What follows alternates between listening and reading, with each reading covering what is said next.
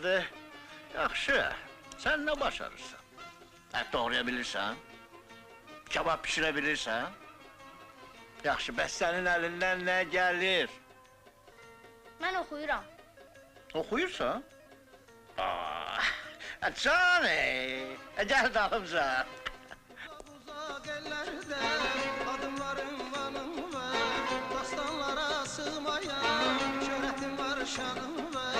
Dastanlara sığmayan şöhrətim var, şanım var.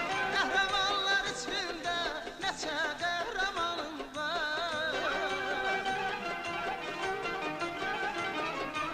Qəhrəmanlar içində neçə qəhrəmanım var.